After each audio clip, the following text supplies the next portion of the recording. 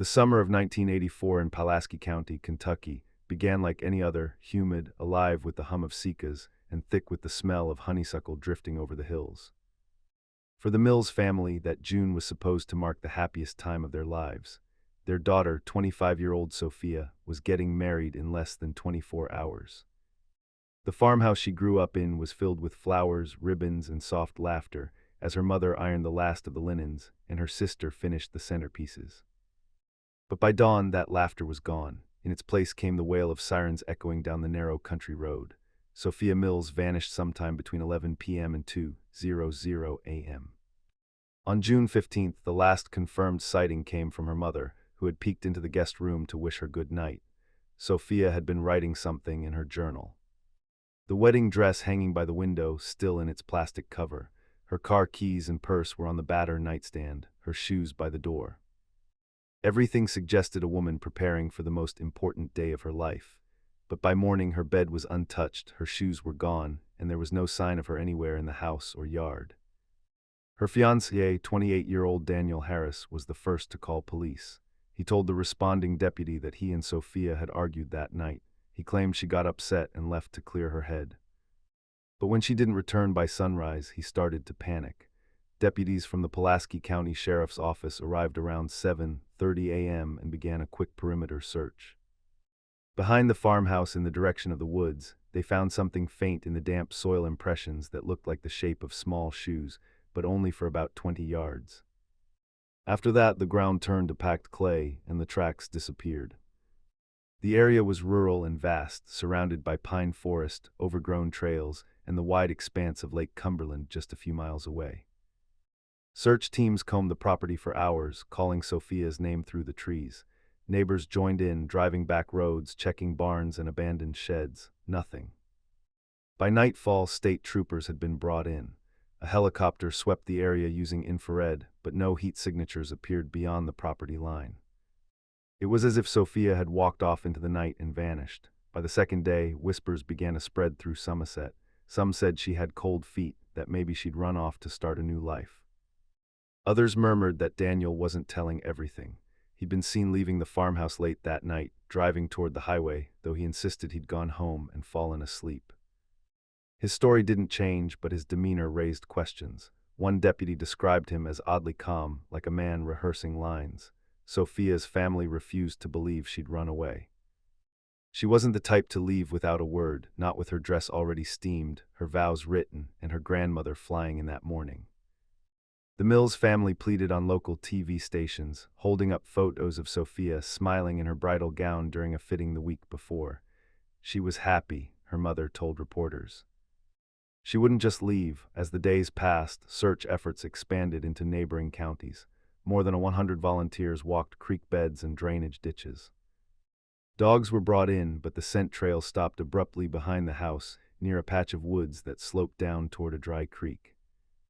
Divers were sent into Lake Cumberland after a fisherman reported seeing tire marks near the boat ramp, but the lead went nowhere. For 2 weeks, investigators followed every possible angle. Did she get into a car with someone? Was she abducted? Did she fall into the lake? None of it fit cleanly. The town's small police department was overwhelmed, and for every rumor that surfaced, another dead end followed. One neighbor claimed she heard a woman scream around midnight, but the sound had been drowned out by thunder from a distant storm. Another said she saw headlights near the tree and around the same time, but couldn't say whose vehicle it was. By late June, the search was scaled back. Deputies described the case as inconclusive.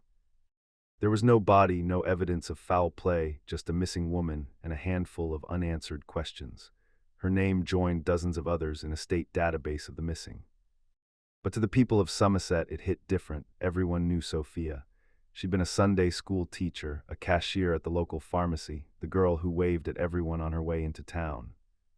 Within a month, flyers began to fade in the rain. The white church where her wedding had been planned still held a service that weekend, but instead of an aisle lined with flowers, it was lined with search volunteers bowing their heads. The pastor prayed for her safe return. Her father couldn't speak. He just stared at the front pew where Sophia's bouquet had been left untouched. By fall, investigators closed the active search, promising to reopen it if new information surfaced. Daniel Harris left Kentucky the next year, moving to Tennessee. He sold the farmhouse quickly, almost too quickly, according to locals. Some thought he just couldn't bear the memories. Others whispered that he was running from them. The years that followed turned Sophia's story into something between folklore and tragedy. Kids at the local high school would dare each other to drive past the old Mills property after dark, saying her light still flickered in the upstairs window. For her family, it wasn't a ghost story. It was a wound that never closed. Her mother kept the same light burning in the window every night until the day she died. Convinced her daughter might someday walk back through that door, but she never did. By the end of that summer, Somerset moved on. The search parties stopped, the flyers came down, and the Mills family carried their grief quietly. Somewhere out there, a life had ended. Or perhaps everyone thought a life had simply disappeared into the night, swallowed whole by the Kentucky hills. Yet for investigators, there was always one detail that refused to sit right. Those faint shoe prints behind the farmhouse, the ones leading toward the woods, they ended far too soon. It was as if someone had followed behind her and carefully covered the rest. In the days following Sophia's disappearance, detectives began to realize that what appeared to be a picture-perfect small-town romance had cracks running deep beneath its surface. On the outside, Sophia and Daniel seemed like a match made for the local paper, a young couple in love building a life together in rural Kentucky. But as investigators began interviewing relatives, friends, and wedding guests, a different picture emerged, one defined by control, isolation, and quiet fear.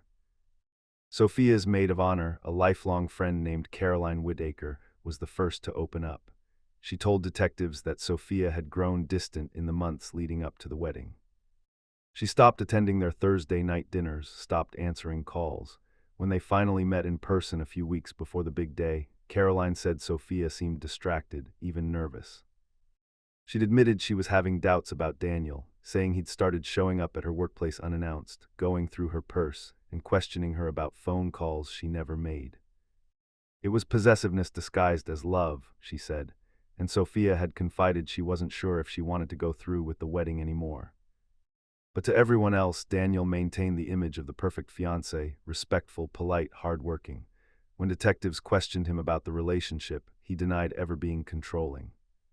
He said Sophia had been stressed and a bit emotional, painting her as unstable and overwhelmed by the pressure of the wedding. His story was rehearsed, delivered in a tone of disappointment rather than grief. He claimed their argument the night before her disappearance was simply about table arrangements and that she'd stormed off to cool down. Still, the inconsistencies piled up. Sophia's parents mentioned she had been staying in her childhood bedroom at the farmhouse for the week before the wedding, a decision that surprised them. Daniel had expected her to stay at their future home, a small rental house they were preparing together in town. When asked why she suddenly moved back home, her mother hesitated. She said Sophia told her she needed space to think. A week into the investigation, deputies discovered something that deepened the unease. While going through Sophia's personal belongings, one officer found a small envelope tucked behind her jewelry box. It was addressed to her sister in Lexington, but never mailed. Inside was a handwritten note, short, hurried, and without a signature. It read, "If something happens, don't let them blame me for leaving."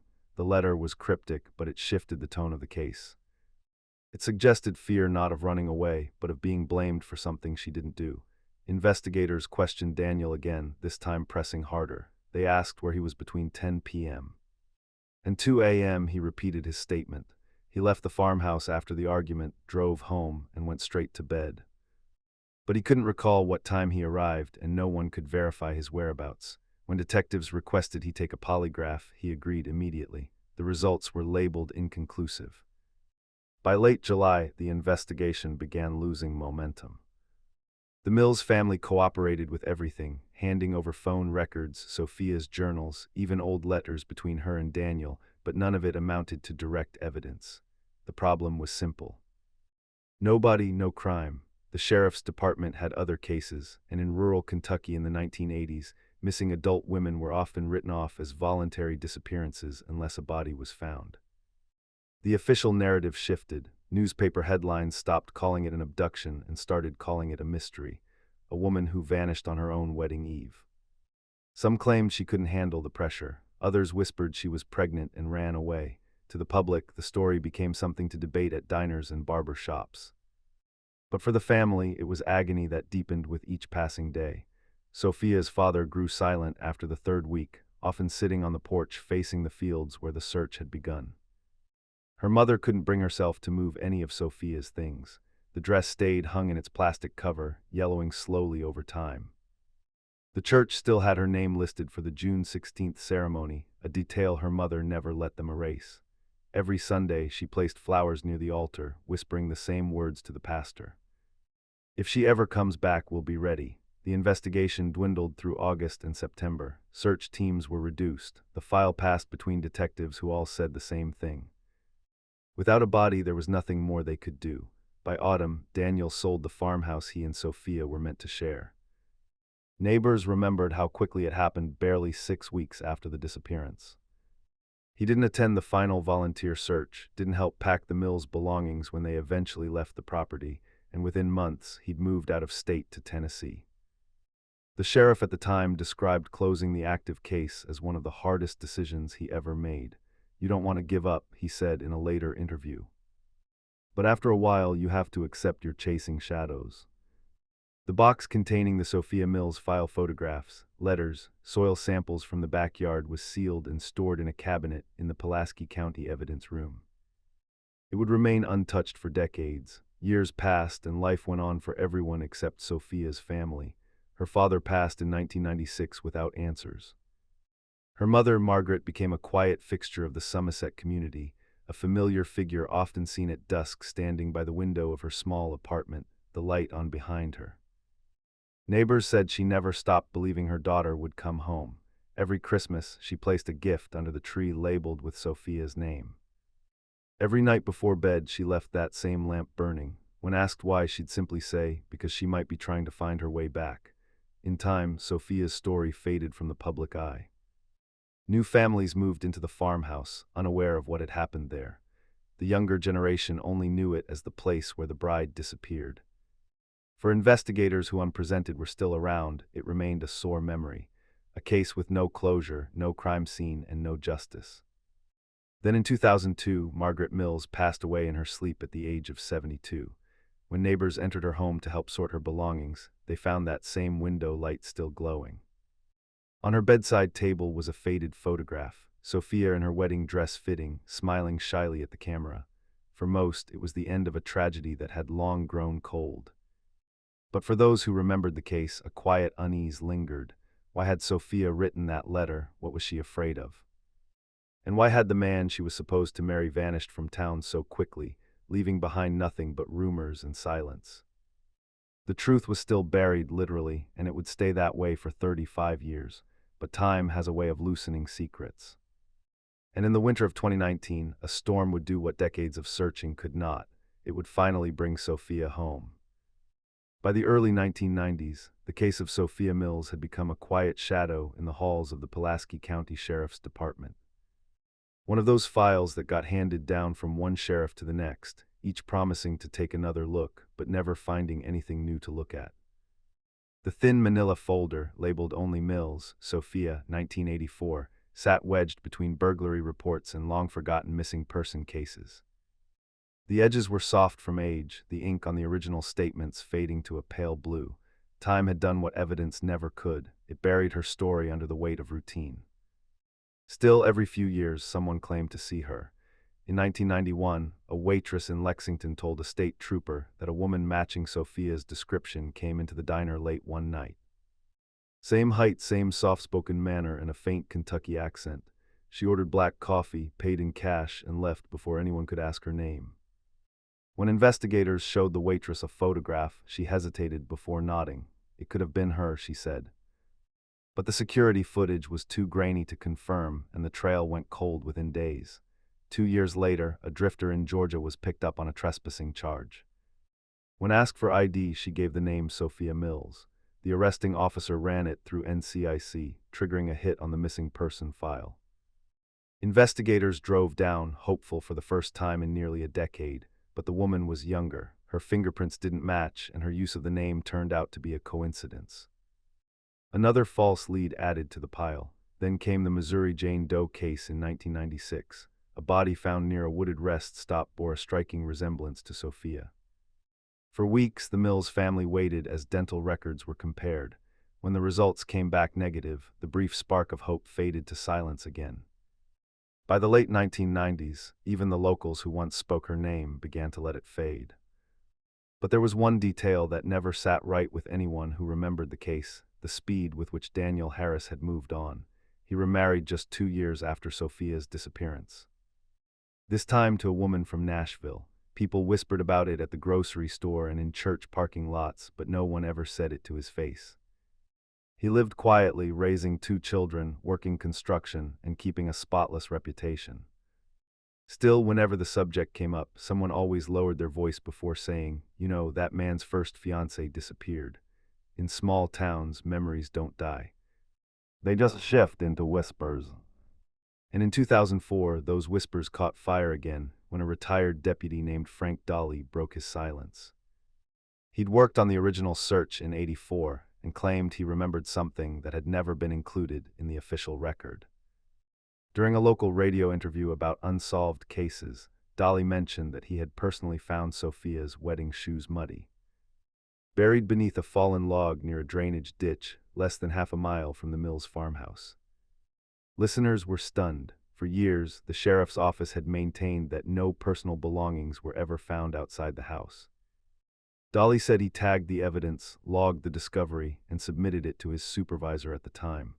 But when he requested the file years later, the tag and item description were missing.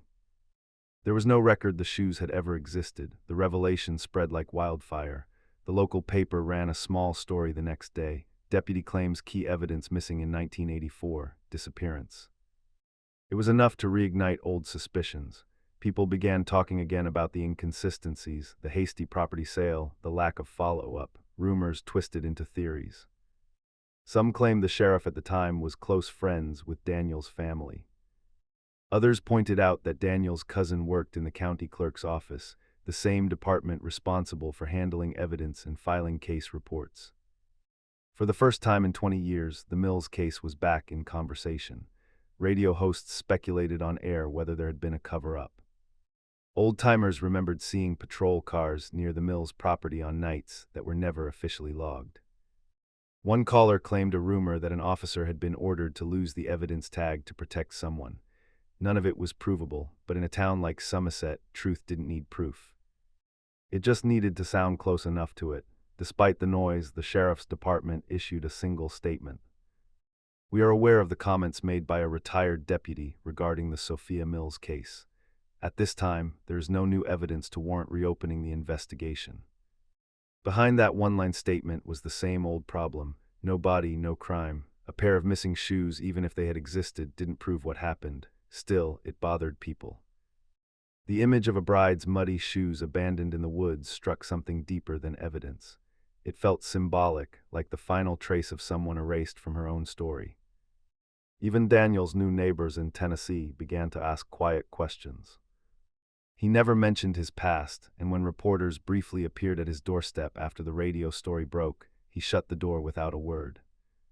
By then, most of the original investigators had retired or passed away.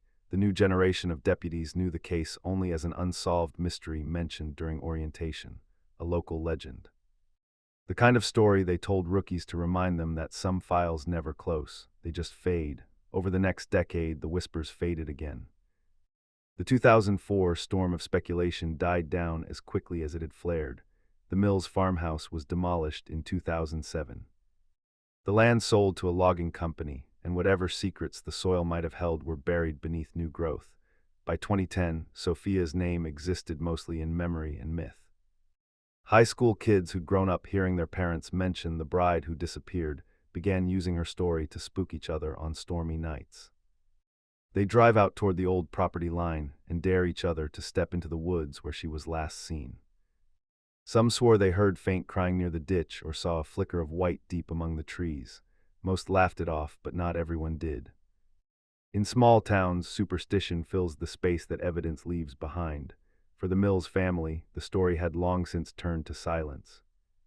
There were no anniversaries, no vigils, no new appeals for information. Everyone who'd loved Sophia was gone. What remained was an unanswered question that had stretched across 3.5 decades, a question buried somewhere in the mud, the paperwork, or the lies. The case had officially gone cold but not forgotten, because in Kentucky, old stories have a way of circling back when the earth decides to shift, and in 2019, that's exactly what happened. A brutal storm would strike Pulaski County, flooding creeks, ripping open the ground and forcing the past back into daylight. And this time, the truth that surfaced would leave no more room for rumors. Every case here takes weeks of digging, verifying facts, and piecing together real lives that were lost. We do it because these stories matter. Someone out there still deserves to be remembered. If you want us to keep uncovering the truth, please like, subscribe, and tell us in the comments which part of today's case hit you the hardest. For more mysterious solved cold cases, check the link in the description below. Now, let's get back to the case. In February of 2019, Pulaski County, Kentucky, was hit by one of the worst storms the region had seen in decades. Sheets of rain poured for nearly 48 hours straight, drenching the lowlands and washing over the narrow back roads that twisted through the old farmlands. Hillsides gave way under the weight of water. Creeks swelled into violent torrents and drainage ditches overflowed, dragging years of forgotten debris back into the open. For most, it was a disaster that damaged barns, uprooted trees, and flooded basement. But for one small patch of land just outside Somerset, the property once owned by the Mills family, the storm did something else. It uncovered the truth. 3 days after the rain stopped, county maintenance crews were dispatched to repair a collapsed embankment along an overgrown service road near what used to be the Mills property line. The area hadn't been touched in years, just a sloping hill of dense clay, wild grass, and old roots. The workers began clearing out branches and shoveling away mud when one of them noticed a small patch of pale color mixed in with the soil. It looked like fabric at first, off-white, maybe from an old tarp or curtain, but as the crewman pulled the clay away with his gloves, he realized it wasn't fabric from construction material. It was something thinner, softer, the kind of fabric you didn't see much anymore. He called another worker over, and together they unearthed a section large enough to see that it was lace-aged, tangled in the roots of a cedar tree. When they tugged gently at it, something solid shifted beneath it. At first, they thought it was a large rock embedded in the mud. Then they saw the unmistakable curve of bone. By the time deputies arrived, the rain had started again, drizzling lightly over the exposed hillside. Officers cordoned off the area, holding flashlights over the disturbed earth. What they saw there would change everything. Wrapped within fragments of torn, discolored lace were skeletal remains, small, delicate, and unmistakably human. The soil had preserved them in a kind of natural tomb for 35 years. State police arrived within hours. The site was immediately secured and classified as a potential crime scene. Investigators worked carefully, removing layer after layer of packed earth, documenting every item that surfaced. Among the fragments were remnants of what appeared to be a dress-fine threaded lace that had long since yellowed with age. Forensic specialists collected each piece, placing it in evidence bags marked Site 4B, Pulaski County. Then one of them found something lodged just beneath the rib cage. A small locket on a rusted chain, half crushed by years underground. The locket was gold-plated, its surface dulled but intact. When they cleaned away the dirt, an inscription emerged, faint but legible. SM, the 16th of June, 2084. The initials and date matched the one etched into the missing persons report from 1984. Sophia Mills' wedding day. The news spread through Somerset before the state lab even received the remains. People didn't wait for confirmation, they already knew.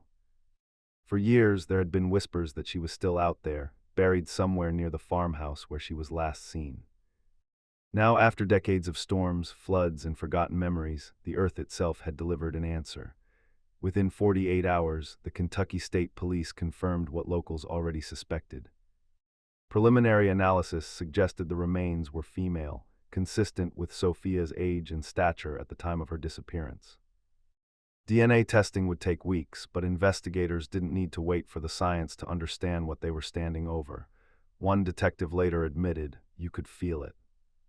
The second you saw that lace, you just knew." For days, the site was treated like sacred ground. Old neighbors gathered quietly by the road as the coroner's van carried the remains away. Some cried, some prayed, One elderly man who'd been part of the original search team in 1984 stood in the rain and said softly, "We walked right past her." The bones were transported to the state forensics lab in Frankfurt. Technicians began the painstaking process of reconstructing what they could. Soil samples were taken to estimate burial conditions, insect activity, and the time of deposition. Every fiber of lace was cataloged, every fragment cleaned and preserved. The preliminary report estimated the body had been buried roughly 200 yards from the Mills farmhouse on private land that back in 1984 had been thick with underbrush and wild grass. Investigators noted the placement of the remains, shallow, hurried, consistent with a burial done in panic, not care. There were signs the grave had once been slightly deeper, but decades of erosion had slowly pulled it toward the surface. The storm had simply finished what time had already started. The community of Somerset was thrown into shock. For 35 years, the disappearance of Sophia Mills had hovered between myth and memory. A story told by parents to warn their children about trusting too easily, about walking alone at night. But now it was real again. Local TV stations replayed archived news footage from 1984, showing Sophia's smiling engagement photo. For those who'd lived through it, the memories came rushing back: the flyers, the search dogs, the empty pews at the church. Within a week, the DNA results came back. The remains were a 99.98% match to Margaret and the late Robert Mills, the parents of Sophia. After 35 years, the missing bride had finally been found. The revelation rippled through the county. Churches held vigils. The local newspaper ran the headline, "Remains found after 35 years confirmed as missing bride." Former deputies who had long since retired came forward, offering statements of regret. One of them admitted that he'd always believed she was buried close to home. "You don't move a body far when you're scared," he said. As investigators reviewed the newly uncovered evidence, they realized this was no accident, no runaway bride story. The lace fragments, the shallow grave, the broken locket, it all pointed to a violent act and an attempt to hide it. Forensic analysis confirmed trauma to the skull, consistent with blunt force impact. Suddenly, everything that had once been rumor had transformed into fact. The storm had uncovered what human hands had hidden. Over the following weeks, police began combing through the old case file again. They reopened every interview, every piece of evidence logged in 1984. Now that they had Sophia's remains, everything that had once been dismissed as circumstantial was relevant again. They traced ownership records of the old Mills property and found that the burial site had once been accessible only by a narrow maintenance path. One Daniel Harris had regularly used when visiting the property during construction of his and Sophia's planned home. When investigators brought the case to the Commonwealth's attorney's office, they made it clear this was no longer a missing persons file. It was a homicide. But perhaps the most haunting reaction came not from the authorities, but from the people who had lived under the shadow of her story for decades. For some, the discovery was a strange kind of relief, a closing chapter in a story that had haunted the county for nearly 4 decades. For others, it reopened wounds they had learned to live with. People who'd grown up hearing about Sophia now saw the truth laid bare, no longer myth, but bone and lace. The finding made local news across the state, and even national outlets briefly picked up the story of the bride found 35 years later. Reporters described the storm as the act that unburied the past. For the detectives on the case, though, the real storm was just beginning. Because the moment Sophia's remains were confirmed, all eyes turned back to the man who had once stood beside her altar, Daniel Harris.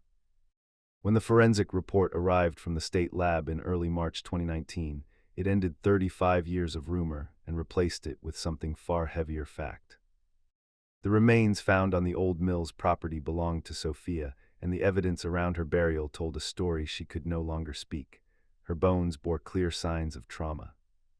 Forensic anthropologists confirmed a fracture at the back of the skull, sharp, decisive, and consistent with a blunt force impact.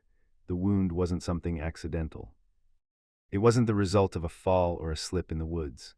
It was deliberate, a blow that would have rendered her unconscious or worse before her body was buried.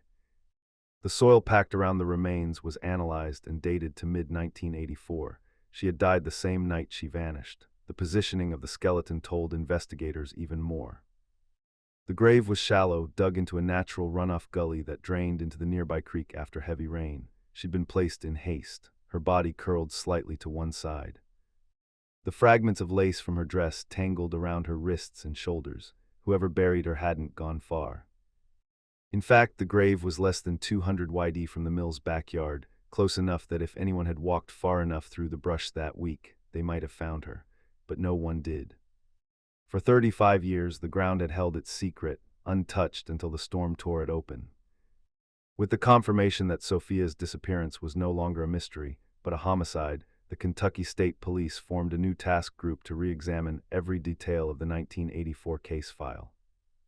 They combed through the old reports, reviewed the original witness statements, and retested physical evidence with the benefit of modern forensic tools that hadn't existed back then. Inside an evidence locker sealed in a brown box marked Mills property, they found the keys to a new chapter of the case, Sophia's car seat cover. It had been logged as part of the initial search, but never fully tested, only photographed and stored. In 1984, the technology to detect trace blood under fabric was limited.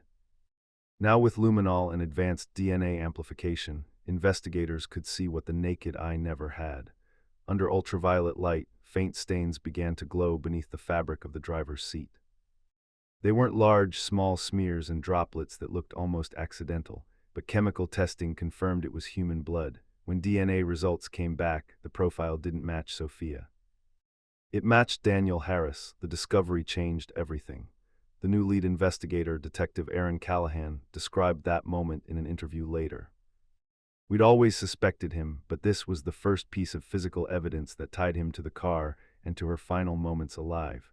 Police quietly located Daniel at his home in Cookeville, Tennessee. He was 61 years old, remarried with grown children. To his neighbors, he was a polite, soft-spoken man who mowed his lawn every Saturday and never caused trouble. But when detectives arrived with a warrant, they said his calm demeanor shifted the second he realized why they were there. They noticed his hands trembling slightly as he sat down at his kitchen table. For hours, he denied everything. He said he'd helped police search back in 1984, that he'd given statements, taken polygraphs, done everything they asked. He said the blood in the car must have come from a nosebleed or a cut, something insignificant, something old, but the investigators pressed harder. They showed him the autopsy photos, the broken locket, the grave site less than 200 YD from her family's house. The silence stretched on for almost 20 minutes before Daniel finally spoke again. He told them that on the night before the wedding, they'd argued. Sophia had said she wanted to postpone the ceremony, that she wasn't sure she could go through with it. He claimed the argument escalated quickly. He'd accused her of humiliating him in front of their families, of making him look like a fool. She'd tried to leave the farmhouse to clear her head. He followed. According to his confession, he grabbed her arm as she stepped off the porch. She pulled away, slipped on the wet grass, and screamed at him to let go. He said he pushed her once hard enough that she fell. When she hit the ground, she didn't move. In his words, it was just supposed to scare her. Panicked, Daniel claimed he dragged her body behind the house, still hoping she would wake up. When she didn't, he wrapped her in part of her dress and carried her toward the creek bed behind the Millses' property, digging into the soft ground until he could hide her. He said he buried her before sunrise, then drove home and cleaned the dirt from his clothes. When morning came, he called police and reported her missing, saying she'd walked out after an argument. In the recorded interview, Daniel's voice never broke. He never cried. He didn't even ask what would happen to him. The most he offered was a single sentence at the end of the confession. "I plan to tell the truth someday." When detectives later played the tape back, the chilling part wasn't his admission. It was how calm he sounded saying it. The district attorney's office confirmed that the physical evidence, DNA in the car, the proximity of the burial, and his own confession was enough to pursue charges. The case that had haunted Pulaski County for more than 3 decades was now officially classified as a solved homicide. The news sent shock waves through the community. Some people felt relief. Others felt disgusted that he had lived free all those years, raising a family, going to church, shaking hands at grocery stores, while the woman he killed lay buried behind her childhood home. For the few surviving relatives of the Mills family, the closure was bittersweet. Sophia's younger sister, who had long since moved out of state, returned to Kentucky to attend the hearing. Reporters noted that she didn't look at Daniel once during the proceedings. When asked later what she felt, she said he took her life and then he just kept living his. Forensic teams presented their findings publicly. The fracture in the skull consistent with impact from an object like a heavy flashlight or wooden handle. The shallow grave, the soil confirming a burial date matching the night she disappeared, and the DNA in the car. Each piece stacked into a timeline of panic and concealment. Investigators said it was a rare kind of closure. Cases this old rarely end with confessions. But they also admitted the final discovery came down to something no one could have predicted. If not for that February storm, Sophia's grave might have remained sealed forever. As word spread, people began visiting the site where her remains had been found. Some left flowers. Others simply stood in silence. One county worker who had helped uncover the grave said he couldn't drive past the road without feeling uneasy. "It's like the storm wanted her to be found," he said quietly, though he didn't mean it as superstition, more as resignation. In the official records, the file now read, "Case closed, homicide solved, 2019. But in Somerset, it was something larger, a reckoning. For years, everyone had wondered what really happened to the bride who vanished the night before her wedding. Now they knew, and though the truth was devastating, it carried a certain kind of peace. The unanswered questions were finally laid to rest along with the woman who had been lost for 35 years, only to return through the unlikeliest of storms. But even with justice served, there was still one final chapter left to unfold. One that would bring the story full circle and leave behind a memory of love, loss, and the long wait for truth. By the spring of 2020, the story that had haunted Pulaski County for 3.5 decades finally reached a courtroom.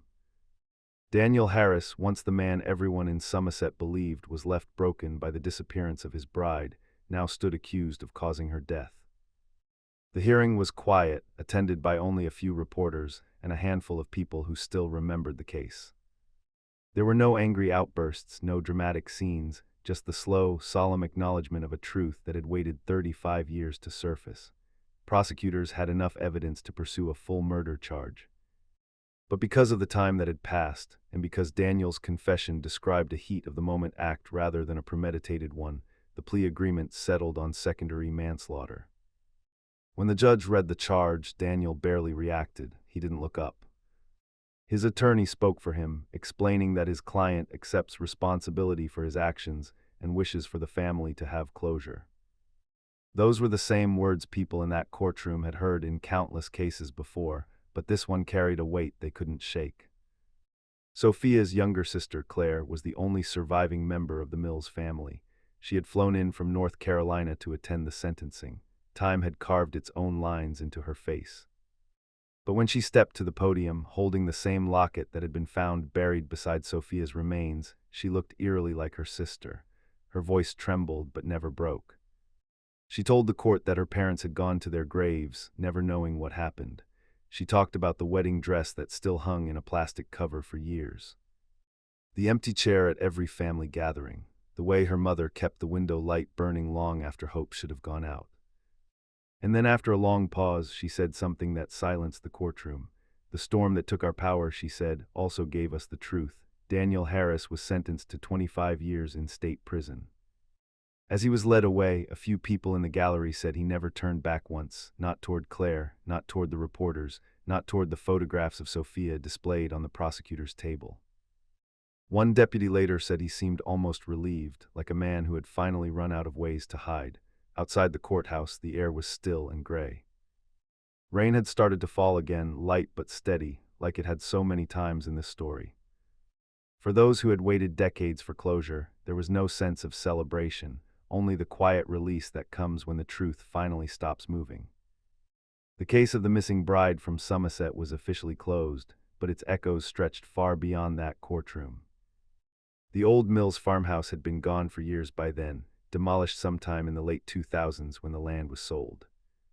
In its place, a small patch of grass remained, bordered by a broken fence and a few wild flowers that seemed to grow no matter how often the property was cleared.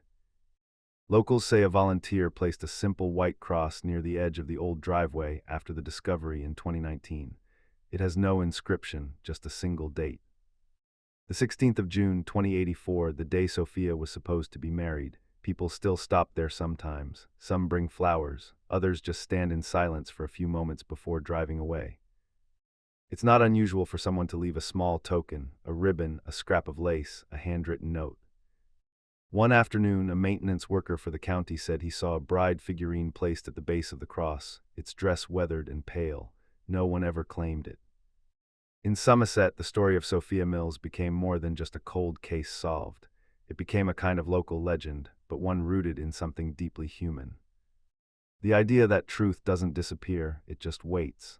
People still talk about the February storm that tore through the county that year.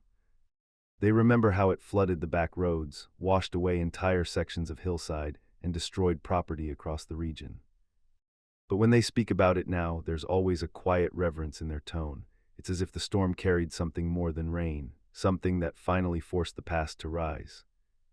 In interviews conducted for the case retrospective, a few of the original deputies from 1984 admitted they never thought they'd see the day Sophia was found. One said that every time a heavy storm passed through the area, he'd wonder if it might be the one to bring her back. "You can't explain it," he said softly. Sometimes the ground decides when it's ready to let go.